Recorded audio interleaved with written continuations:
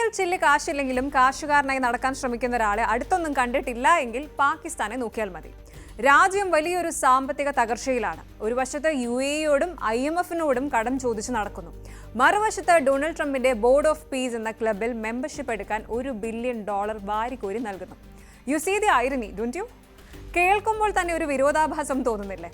അപ്പോൾ ഇനി നോക്കാൻ പോകുന്നത് പാകിസ്ഥാന്റെ ഈ വിചിത്രമായ നയതന്ത്രത്തെക്കുറിച്ചാണ്.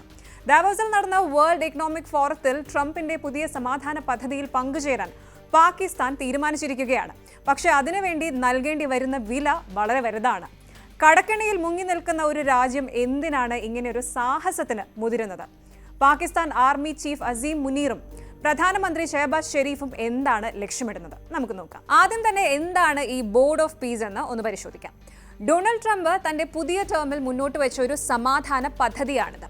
ഗാസയിലെ യുദ്ധം അവസാനിപ്പിക്കാനും അതുപോലെ അവിടുത്തെ പുനർനിർമ്മാണ പ്രവർത്തനങ്ങൾക്കും മറ്റുമായി അതൊക്കെ ഏകോപിപ്പിക്കാനുമായി രൂപീകരിച്ചൊരു എലീറ്റ് ഗ്രൂപ്പാണ് ബോർഡ് ഓഫ് പീസ് എന്ന് പറയുന്നത്. ലോകത്തിലെ പ്രധാനപ്പെട്ട 8 ഇസ്ലാമിക രാജ്യങ്ങളെയാണ് ഇതിലേക്ക് ക്ഷണിച്ചിരിക്കുന്നത്. അതിലൊന്നായി ഇപ്പോൾ പാകിസ്ഥാനും മാറിയിരിക്കുന്നു.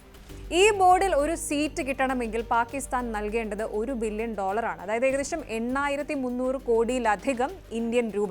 ഗാസയിലെ ജനങ്ങളെ സഹായിക്കാനും സമാധാനം കൊണ്ടുവരാനുമാണ് ഈ പണം എന്നാണ് പാകിസ്ഥാൻ വിദേശകാര്യമന്ത്രി ഇഷാദ് ദാർ പറയുന്നത്. ശാശ്വതമായ വെടിനിർത്തലിന് ഈ ബോർഡ് സഹായിക്കുമെന്ന് ഞങ്ങൾ പ്രതീക്ഷിക്കുന്നു എന്നാണ് അദ്ദേഹത്തിന്റെ വാദം. ഇവിടെയാണ് കഥയിലെ വമ്പൻ ട്വിസ്റ്റ് വരുന്നത്. ഈ $1 ബില്യൺ ഇല്ലേ, ഇത് നൽകാൻ സമ്മതിക്കുമ്പോഴും പാകിസ്ഥാൻ UAE-യോട് ചോദിക്കുന്നത് $2.2 ബില്യൺ സഹായമാണ്. അതായത് ഒരിടത്ത് നിന്ന് കടം വാങ്ങി മറ്റൊരിടത്ത് ഡൊണേഷൻ നൽകുന്ന അവസ്ഥ.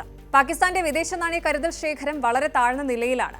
എന്നിട്ടും ട്രംപിന്റെ ഗുഡ് ബുക്കിൽ വരാൻ വേണ്ടി പാകിസ്ഥാൻ ഈ റിസ്ക് എടുക്കുകയാണ് എന്ന് ചുരുക്കം. പലരും ചോദിക്കുന്നത് ഇതാണ്: സ്വന്തം നാട്ടിലെ ജനങ്ങൾക്ക് ആഹാരം നൽകാൻ പണമില്ലാത്തപ്പോഴാണോ നിങ്ങൾ ആഗോള സമാധാനം സ്ഥാപിക്കാൻ പണം ചെലവാക്കുന്നത്? പാകിസ്ഥാൻ ഇപ്പോൾ വലിയൊരു ഡെറ്റ് ട്രാപ്പിലാണ്. IMF-ൽ നിന്ന് അടുത്ത ഗഡു വായ്പ കിട്ടാൻ വേണ്ടി ജനങ്ങൾക്ക് മേൽ കടുത്ത നികുതികൾ ചുമത്തുന്നതിനിടയിലാണ് ഈ $1 ബില്യൺ പ്രഖ്യാപനം വരുന്നത്. ദാവോസിൽ നടന്ന വേൾഡ് എക്കണോമിക് ഫോറത്തിൽ Pakistan army chief field marshal Asim Munir നേരിട്ടാണ് പങ്കെടുത്തത്. പ്രധാനമന്ത്രി ഷഹബാസ് ഷെരീഫും അദ്ദേഹത്തോടൊപ്പം ഉണ്ടായിരുന്നു.